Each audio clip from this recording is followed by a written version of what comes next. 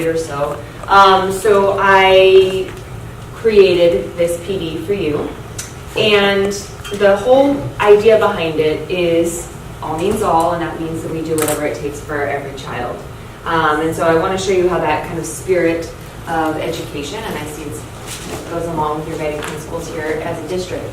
And I also It's called How Do I Know? And a lot of times when people hear the phrase How do I know, the next thing they say is what? How do I know what? But the key really isn't to know what, the key is to know why. Because when you know your why, you have options on what your what can be. For instance, my why is to inspire people to walk in purpose. My what is stand-up comedy. My what is writing books. My what can be going out with some friends to eat. In fact, another what that is moving me towards my why is a web series that we have out now called Break Time. So every Wednesday at 3 o'clock, you should subscribe to the channel. We do a series called Break Time on YouTube. So 3 o'clock, we drop a new episode. One episode in particular, I'm about to show you a clip to. We were in Winston-Salem. So Break Time, this is how it works. I travel the country, I do stand-up comedy, probably an hour and a half at an event. And in the middle of my show, I'll just sit down and start talking to the audience. And funny just happens. Or I'll meet somebody who's really interesting. So I met this one guy, and he said that he teaches music at his school. I was like, all right, you teach music, can you sing? And then I'm just going to show you a clip. Check it. So you're a musical director. All right, so let me get a couple bars of like Amazing Grace. Can you do the first part of that? Go ahead. Amazing grace, how sweet the sound that saved a wretch like me. Wow. That bro can sing. You know what I'm saying? All right. Now, once you give it a version, is if your uncle just got out of jail, you got shot in the back when you was a kid. I'm just saying, let me see the good version real quick. You know the version I'm talking about. Just see if that exists. Let me see what you got.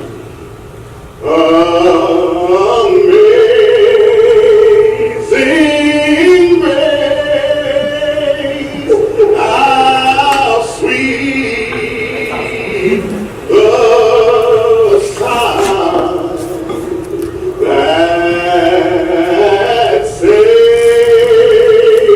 a wretch like me.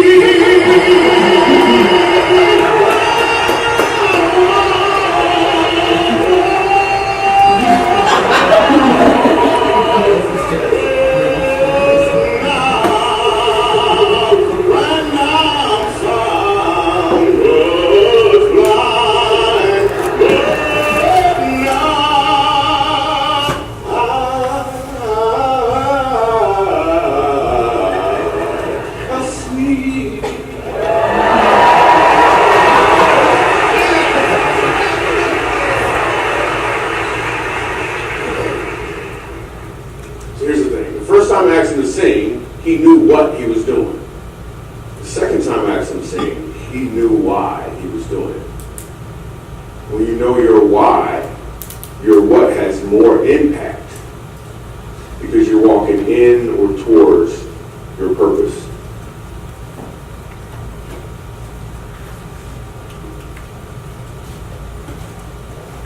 So I like to start there in the morning with Benchmark these days and teachers. And frankly, at this point, if I am working with classroom teachers, I do take a moment, and this is a suggestion for January, February, and I have them write on a Post-it note, if they have their TRS or whatever manual it is that we're working with, and I have them write down, what is it that brought you to this work?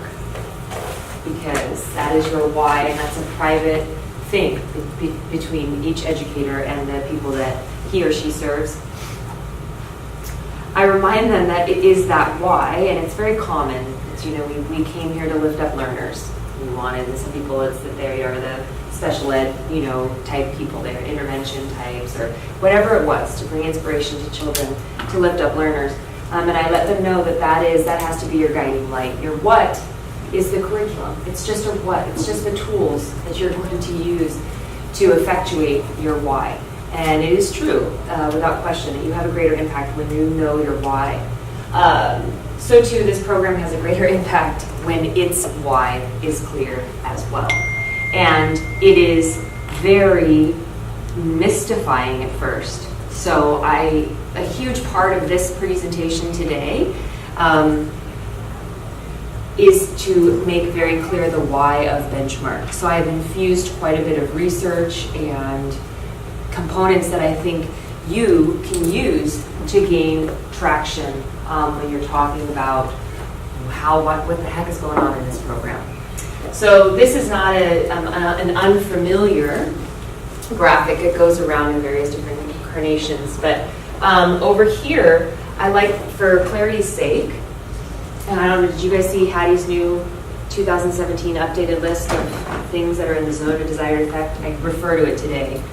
I haven't seen this. I haven't seen the updated. Zing, zing. I know. Woo, hot off the press. There's a link to it in the email that I sent you, but we'll get to it. I'll unfurl a variety of different things. But teacher clarity is 0.9, super, super high. Not the highest, though. And when we get to assessment, I will ask you what the number one biggest impact is in our estimation. But here is this idea that we have the bar, and that is what the Common Core standards came out to raise, right? And our students didn't just rise to the occasion, did they? No, they didn't. And there's a gap. There's an achievement gap with students, but there's also a gap in professional learning as well. And I think a huge reason why these new programs cause teachers trouble is because of that gap in professional learning about what college and career readiness means and why it's there as a call to action in the first place. The fact is, and I know I'm in Rockland, okay, I grew up just a click down the road. I went to Delaware High School myself, so I know this territory, and I know the types of students that are served here. But the fact is that even for students leaving Rockland, leaving Delaware, leaving all around the world, 30% of students entering the UC system and the state system are still remediated, most often both in reading and math. So that's where this idea of college and career readiness came from. Even in the environments where it's working, it wasn't working. It was working in the safe environment of our classroom. We could see inspiration, we could see the writing that made sense to us, and yet droves of students were entering colleges and being remediated. It's 70% at community colleges. It's 10% even at universities like Harvard and Yale. So it really was a communication from universities and workplaces coming back and trying to vertically articulate with public institutions to make sure that students were better prepared when they enter universities. Now, that's where this idea of the increase in rigor, the increase in Lexile levels, there's the bar. So the metaphor here is Common Core standards. I'll say it now and I'll say it again. When we talk about assessments, one of the things that we have to communicate early and often with teachers first, and then students and parents, is it would be unethical, in my opinion, to say to students, y'all are, you're perfectly fine on your marching trajectory to college and career readiness. The fact is that the rigor increased, and therefore students will not be mastering these assessments. They are meant to measure the new bar. And so there's a gap right now. And as brutal as it may be, I as a parent would rather know that now and be empowered with the tools to close those gaps over time. And that's one of the disruptions, okay, is because gaps are wider than ever. And that's just a fact, because the rigor changed, the bar rose, boom. Now, one of the beautiful things about this program, though, is it also balances that idea that we need to do whatever it takes for every child. And so in our thinking about this program, we want, and all day long this graphic is going to come back up and I put resources on both sides. And it ends with implementation markers. Year 1, here are the things we want to know that we're really good at. Year 2, and then there's another side with a question mark. I don't know, you guys will make decisions, but I can always help you with kind of thinking about it in that way. All right, so here is the agenda. We're going to start with pacing and engagement, and I'm excited to be able to show you guys those lessons. And we don't have time for both first grade and fourth grade, but we can pick one, and we'll do that. So we're going to talk about the mini lesson versus differentiation, the purpose of both of those contexts, but I'll tell you, it represents both sides of the tree. Teachers who are struggling with pacing are differentiating during whole group mini lessons. And they can take a unit and teach it all year long if they want to do that. If they think that they're supposed to explicitly teach all of the content vocabulary or whatever it is, and it's stuck in the mud. Okay, so really it's about a whole lot of things that I'll show you instead of tell you. And then we've got this idea of differentiation. That's where we're going to start. I'm going to go into content vocabulary and background knowledge as sort of deepening our understanding of the difference between those two contexts. And then we'll look at writing. At the end of writing, I just quickly bring in the grammar, spelling, and vocabulary resource because it clarifies some things. Wait for it. Then we'll have lunchy.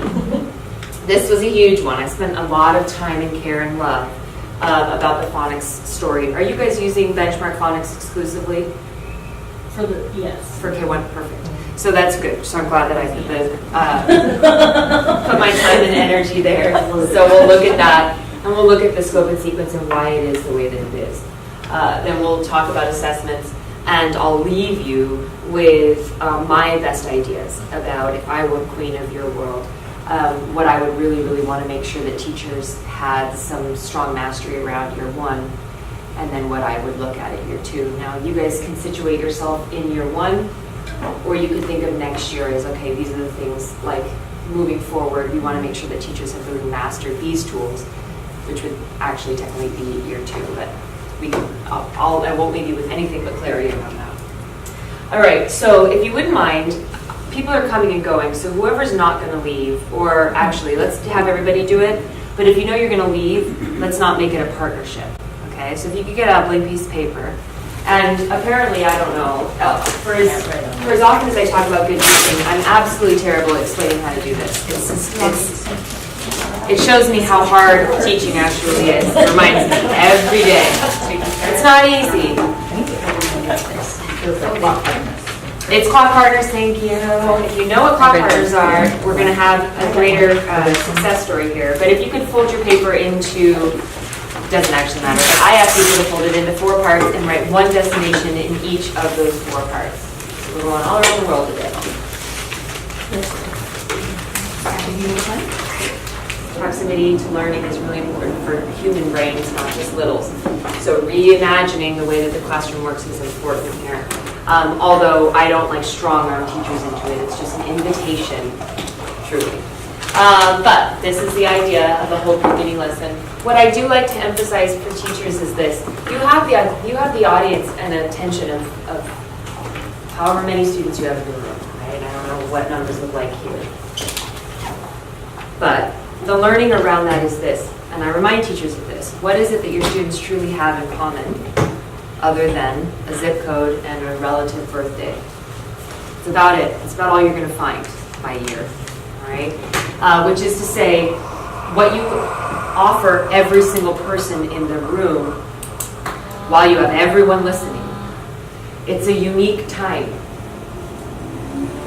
And you should keep it short, because you could pretty well probably deliver a different lesson to every single human mind. We don't have time for that today, friends. So we're going to give it a mini lesson, and that's the purpose of this time. I screenshot the online lesson here, and I just wanted to emphasize the consistent routine of a mini lesson. It begins with engaging their thinking. It goes to modeling. It goes to guided practice. There's a reflection, and then there's a show your knowledge component. One of the things that I find teachers doing is like going all the way through that, just talking forever, all right? And I say that with all due respect. Benchmark teachers pretty well stopped reading these lessons, folks. Okay, it's a big reason why the grammar question comes up so often. It's hiding somewhere. And I'll be perfectly honest with you, the teachers are not, I would say 98% of them don't read the lessons anymore. One of the things you're missing in that is this idea that there's kind of a call and response aspect to these mini lessons. All right, so what does this mean? I'm excited to be able to show you because I have videos, but I'm going to go through kind of Death by PowerPoint, and then we'll jump to another PowerPoint with videos, and it'll help to really deepen and solidify what I'm saying. How do people acquire vocabulary or grammar in the first place? Question mark. Well, I'll tell you, not through explicitly teaching vocabulary lists.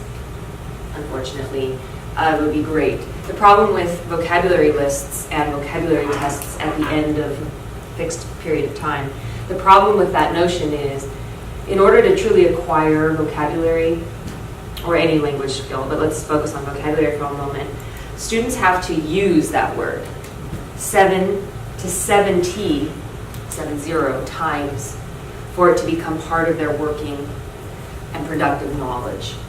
So this idea that we can introduce words on Monday, give them the definitions and all this stuff, and then assess them at a certain point, well, I'll tell you, it's almost impossible to monitor kids' vocabulary acquisition in that way. I understand the role of assessments, but that's a tough thing to do. How do we make sure, though, that so I'm holding them accountable and I'm putting it over there for a moment. How do we do what's ethical, which is that our students are actually acquiring these as part of their working and productive knowledge? They have to be talking. That's the way that we acquire vocabulary. And so I'll show you a first grade lesson because that's a great way of thinking about this. I'm going to use the word determined today. I'm going to use the word whatever. And I say it out loud to the students, and then I give them a moment to say what I just said, essentially. So that's that idea of engaging their thinking. So here it's like, why is it important to know the sequence of events? Then I share with the students basically metacognition. When I am looking at a sequence of events, here's what I do, blah, blah, blah, blah, blah. All right, turn to the person next to you. What did Miss Brittany just say about sequence of events? Miss Brittany just said, I don't know. And then you can either stop and do another call. But the idea is that the teacher talks and then they talk. And that's sort of the rhythm of these lessons. What I find when I do observations is that rhythm is pretty well not what's happening. It's the teacher just kind of barreling through instruction. And then every single time the teacher kind of does a check for understanding, which they should not be doing. Write that down. Every single time they do a check for understanding, their anxiety elevates because what are they finding out? The kids have no idea what's going on. True. And so then what they do is more instruction, and I'll tell you what they're doing, or pobrecitos. All the teachers are over here on this side of the tree trying to just lift all the learners up all by themselves. And it's like, hold that instructional space. So no CFUs at this point. Correct. So the idea is that I am feeding the information. What the students are meaningfully processing here is truly kind of what I've said, not kind of, it's truly what I've said. The metacognitive strategies here are meant to be robust, and if you look at the new Hattie list, metacognitive strategies is like in the top 10 or 15. So the idea here is that the teacher is sharing out loud his or her thinking about these strategies in text. The students are attending to what the teacher, essentially the teacher's metacognitive explanations of how to attend to text. Okay? So there's that back and forth, back and forth. What happens in this type? See this right here? This is a chart. It's, in this case, in this lesson, it's a story map. It's online in their weekly presentation. I don't know if you guys have encountered the paper catastrophe yet, but teachers were, in some cases, asking to print all of these. And I work in some districts where there was like a mill in the community that shut down, and I'm like, we're gonna reinvigorate those mills. If all the benchmark teachers want to go and print every single one of these charts, it can't happen. It's going to create an environmental crisis. It'll be on the like environmental watch list or something. This chart here, I say use them with caution for a few reasons. We are in Rockland, and I understand the context here, so you have some high-functioning kiddos for sure, which is to say you may have more students than there are in many other environments that could meaningfully use these. Let's call them graphic organizers, okay? And I know that note-taking and study skills, those do have a high impact on kids. But teachers have to use these with caution. So right here in this lesson, it's complete.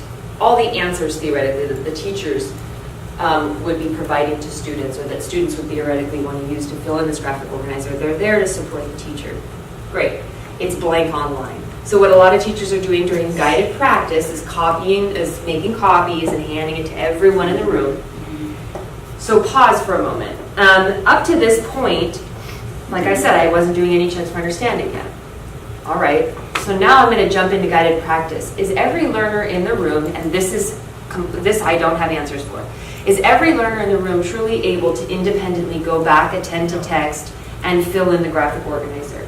If the answer is no, then it's an inappropriate time for students to be filling out the graphic organizer, because here's what's going to happen. The teacher is going to complete the graphic organizer somehow, either online or using a document.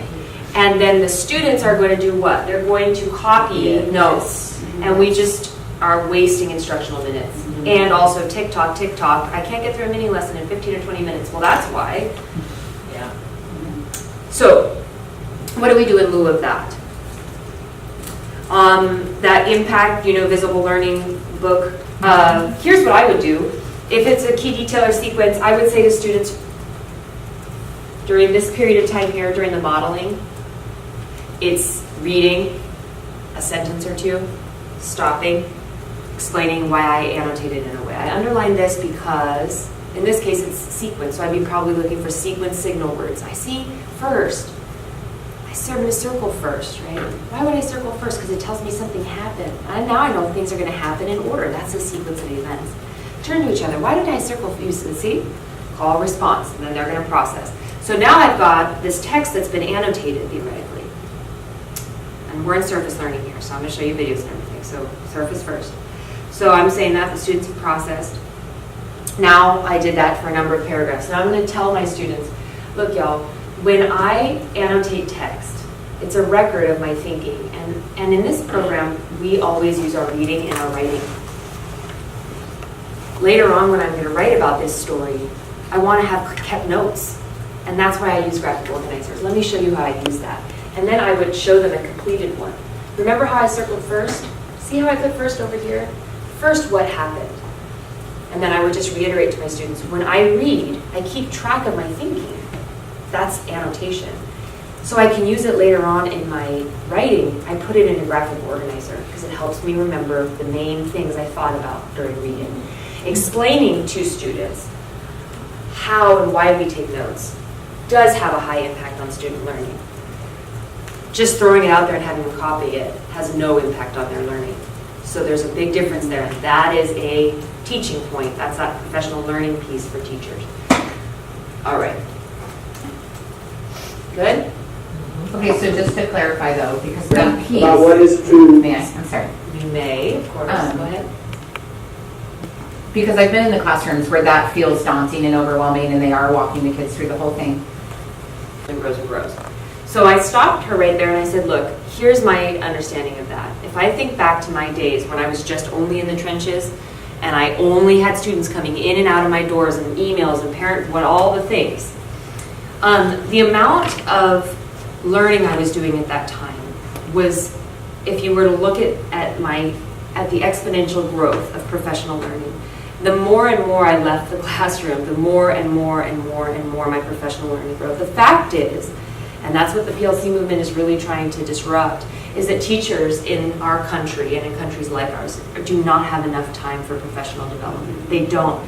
And their professional learning has been so stalled So the issue here is to feel empowered to make professional decisions requires a lot of professional learning and expertise. And so I'm talking about that text visible learning, reading there and seeing clearly in the research the difference between it. That is a professional learning moment that I'll tell you, I would not give classroom teachers right now visible learning texts, right? But we have to take that, we have to take some of that responsibility and leadership to kind of infuse that learning, because it's unfortunately, teachers have been really deprived. Furthermore, my colleague over who continued to do our implementation over in Folsom Cordova, she and I presented at the consortium. Was anyone here at the consortium? They weren't able to go. Perfect. And so it's fine. You didn't miss anything, just kidding. But we presented about assessment, and she said something funny, so I say it too. She said that NCLB has caused PTSD. And so true. But one of the biggest things about NCLB is it pretty well began to take teacher choice away from us. The idea is that what doesn't work in the classroom is fixed by sticking to the script. And you'll see that now. The teachers want the script, like, wait, just tell me what to do. Just tell me what to do. What's the right thing to do? Verbatim. Right. Yeah, and so that is part of right there, what you're saying. For me, I've always been rogue, and I've been a big rebel, so I didn't care about the script. I don't care what anybody's saying. That's my personality, though. If my moral imperative to students, which every educator has, if I was more of a rule follower, and NCLB had trained me to just follow the rules and do what the thing says, I wouldn't feel comfortable to jump over there, because that's not my personality if I were that other kind of person. And I would say that most teachers are more rule followers, to be honest. It's rare to find anyways, so it's rarer to find someone like me. The rogues, they're out there, but we're often hiding quietly. I'm a rogue. Yeah, and we kind of tend to go into leadership, So But it that's is that. hard to get that message across to people when you behave that, to like get them to trust their gut. It is. It takes so much time. But In I fact, think giving them permission to do so for rule followers, saying, hey, go with your gut. and why? I mean, Yeah, that's the other going thing back to that too. video. Okay, so I'm a principal. Thank you for all your work. I was so close to becoming principal, and then I was like, nope. Okay. Well, and I think so that hard. that's a good thing, but again, when you couple that with what you just said about the deprivation of professional development, rogue without knowledge is Yep. scary. Right. Rogue with knowledge is right on, Yeah. you know? And that is really where I do compel everyone in the whole wide world of education to invest in professional learning. I mean, that is the best, and time to process it. I sent out a thing recently, a study about professional learning. It takes teachers about 50 times. So everything I'm going to tell you today, each instructional thing, like the mini lesson, if I were to go out and work with your teachers, we would want to give them about 50 attempts to practice what I'm saying before it would become part of what they could do, right? So that's the idea of building competency, competence. But what, I like to put this out, Marzano, the quote I use all the time is clarity precedes competence. So what begins first is understanding why we even want to embrace this idea of the mini lesson in the first place. So from a professional learning perspective, as far as communication for you as principals and coaches, the why is coming back to this idea that in the mini lesson, you've got the attention of every stinking kiddo in the room, okay? So you're gonna have depending on the grade level, you might have someone rolling around, picking their nose, doing whatever, or, I don't know, trying to get on their cell phone. It just depends on their age. So keep it short and sweet. You're causing yourself so much frustration trying to differentiate in that moment. That's the beginning of the why. Why might we not take this time for every single person in the room to fill out this graphic organizer? That's something that teachers already know. Oh, right. Because it's a waste of some of the kids' time. And furthermore, the slowest links in the chain here are making, our best and our brightest want to pull out their hair. I'm so, So that's the first one. But the second one is more professional learning, the actual pedagogy behind note-taking and that, all of those things, okay, just take a pile of time. So I want to honor that, and it is very, very true. And the teachers, before we let them be rogue, they have to be informed, for sure. Alrighty. So I want the question mark around, and I put that question mark out there to signal to us, what are the professional decisions that we make in these lessons and why? That also brings me over here to reflecting on this, on the strategy, and also show your knowledge.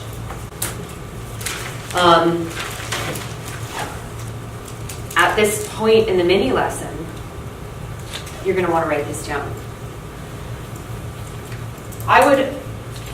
I think I've gotten confirmation of this, but I would certainly argue that the mini lesson, if you're looking at time, it's over right after guided practice. So when teachers, that's really important for teachers to know. After the guided practice time, when you move into independent work, the mini lesson is over.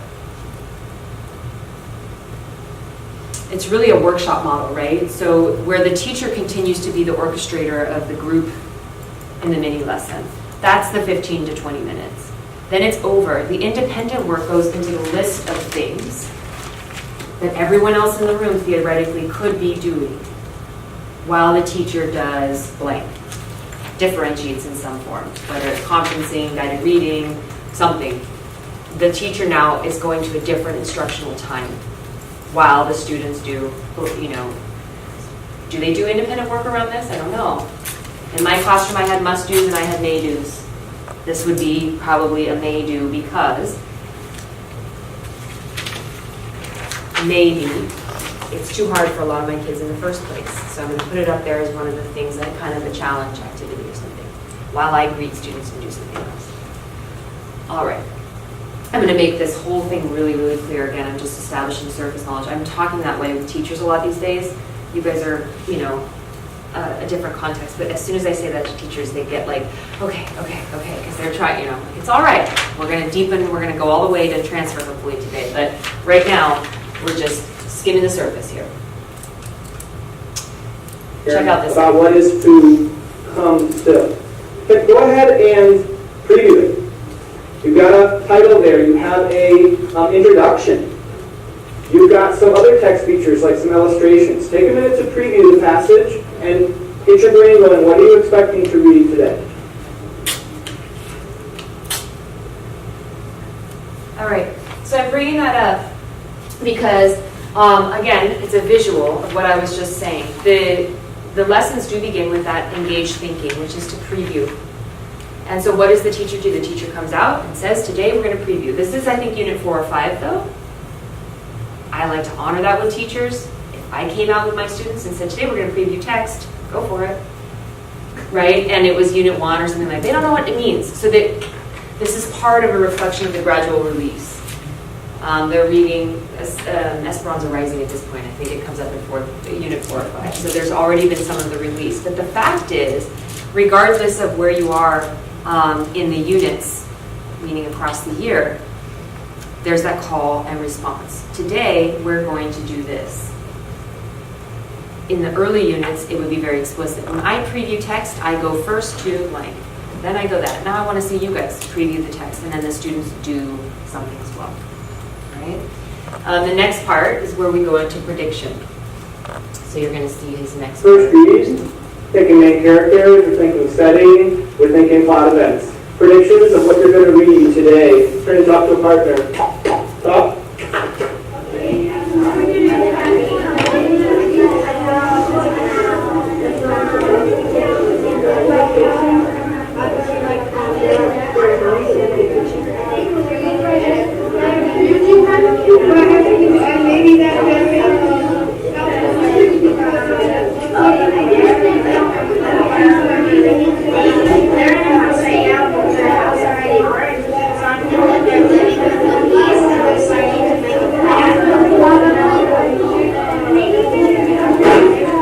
Coming back in 3. Wrap up 2. Back 1. And 0. Start with me at the title, Asparagus. Remember, Esperanza Rising, each chapter is actually named after a fruit or vegetable, and this is the asparagus chapter. I sure hope that you paid some attention to this introduction, because there's a ton of information that the author is giving you there to get you ready to read. It's going to be a teacher read, but I'd like eyes on the text, and you can whisper read with me if you'd like. Esperanza Rising, which was written in the year 2000, tells the story of a 13-year-old girl who's living a life of privilege in Mexico when tragedy strikes and her family loses everything. Okay, and at that point, I don't know, my colleague filmed that, so it was edited there. But at that point, instructionally, what I would do is I would go back to that paragraph. Whatever it was that we're focusing on, whatever the target is, we would find it in that paragraph. I would underline it wherever, up there on the projector, and then I would have the students follow me in that same way. And I would explain out loud why I underlined that. Do I go around the room and make sure that everyone in the room accurately underlined what I did? Absolutely not. We don't have time for that right now. And so then I would move on. At the end of that segment would be, now we have a nice little annotated text, paragraph 2, 3, 4, 5, whatever, time we have for, however much time we have allotted today. And then I would go and explain the use of that graphic organizer. You can start to note the time. It doesn't take more than 15 to 20 minutes. I remind teachers, y'all, there's a moment when that lesson is over and you can keep going. Right? But I really believe that's where we turn classroom management into behavior management. And that is that engagement piece, is let these lessons die. The idea here, and we'll get really clear on this, the important thing about today is the skill you're empowering students with. And these are those Common Core standards. The nice thing about the Common Core standards is that it's very much sort of whittled down the skills that we're going to focus on. I remind teachers there are only 10 Common Core reading standards, just 10. I understand that they have to be broken up into little bits, but there are 10. And the 10th one, you don't really have to worry about if you're working in benchmark, because it's the students who are reading complex text at grade level, check. So now we have 9 ways of looking at text. The 9th one is compare and contrast. We do that every 5th day of instruction. So take that off of your things to worry about. 8, you don't even worry about it in literature, friends. It's argument and opinion. And I have them go through and find out how many times this week and next week and the following week. You're doing opinion all over the place. So now we can think of 7 closed reading habits, AKA Common Core reading standards. And you pretty well are going to work with at least 6 of them, pretty well every single week, over and over and over again throughout the year. And so is it important that our little friend right here who's, using this, whatever it was, as a hammer, he's lost in outer space over here, this guy. Does it matter that he does not apply this tool to asparagus today? No, it doesn't actually, I'll tell you. What's more important is that we provide this child as many opportunities to pull out this same tool in a variety of different texts. And based on his behavior, I'll tell you, I would argue that whole group is the instructional context during which he will do this the least. So the more time we hold kiddos like this in whole group, the fewer opportunities we're giving them to actually use these tools. Furthermore, when you get little whippersnappers over here, we're so over this kid, right? And then it's a battle. It's a battle between the kids, it's a battle between the teacher. So keep the mini lessons mini, and then we can begin to look at where we can re-engage students to reuse these same skills and strategies. They will come up again and again and again in whole group as well. So this is a little activity that I do with teachers, and you're welcome to borrow my idea here. This is an example of the lesson as it looks in their actual manual. So here's what I do. I have them all go to a reading mini lesson. The way that they know it's a reading mini lesson is because it says short read 1 mini lesson. If it's in K1, I believe, it'll say mentor read 1 or an extended read or whatever. But it's a reading mini lesson. I just do that for clarity so that everybody has the same kind of lesson. So we all find it. And I have them look. It's 2 pages. It's a 2-page spread. And the first thing I tell them is, let's look at how long this First reading, thinking main characters, we're thinking setting, we're thinking plot events. Predictions of what So you're I going have to them, read today. I remind them, we're looking at 15 to 20 minutes, right? And therefore, there's that. All right. The next text feature I like to reemphasize with teachers is to find the black print. And the black print is just teacher FYI. as teachers get better and better at using this program, this is the print that I think that they could read less and less. What I'm really trying to empower teachers with is time-saving tools, because we don't have enough time. That's just a fact. There's not enough time in the day to do everything that they're doing with kids and read 5 entire mini lessons. Like, that is so flying by the seat of your pants, it's outrageous. So I like to show them how to scan these lessons for the nuggets of wisdom that they're going to use. Now I tell them, at least for 1 unit, y'all, you've got to read every single lesson. That's like the teaching with integrity. But as you get better and better and better at this, let me show you what you can kind of zoom in on.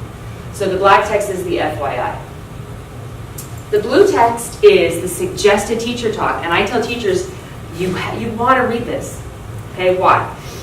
Brittany, you said NCLB causes PTSD and the scripted programs and whatever. It's true. It's true. There is certainly a script here, though. I don't know why everything is just progressing along. It has a mind of its own. So the sample modeling here, though, teachers, has anyone asked you, coaches and principals, what am I supposed to do for these annotations? What am I supposed to do? Do teachers ask you that? What am I supposed to be? They don't ask? They're good with annotation. Wonderful. Well, is anybody saying, I don't know how to get through these lessons in 15 to 20 minutes? Yes. Okay. So the problem is that they've got a pile of things to say that, I'll be frank, is just mystifying to children. So here's what I did. In my leadership, I asked my team to stick to the script for 1 unit. That's it. And I don't ever ask teachers that aren't, under my leadership to do that. But I did get my teachers to stick to the script for 1 unit, and I'll tell you exactly why. I was like, y'all, I know you, I trust your expertise, and I would never ask you to stick to the script, generally speaking.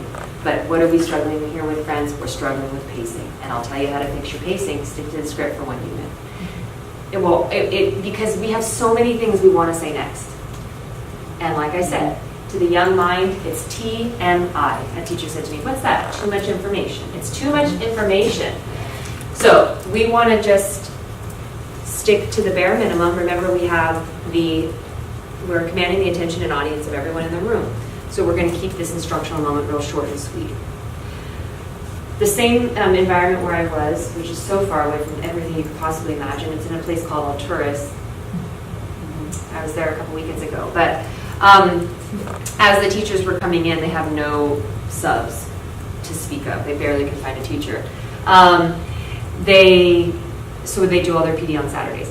So the teachers are trickling in, and they had just had some kind of sad football something or another, right? So the parents are like, and it's real rural out there, so they got like cowboy boots, and you can see it's a strong football community. Anyhow, so they're talking about this, and I was like, light bulb.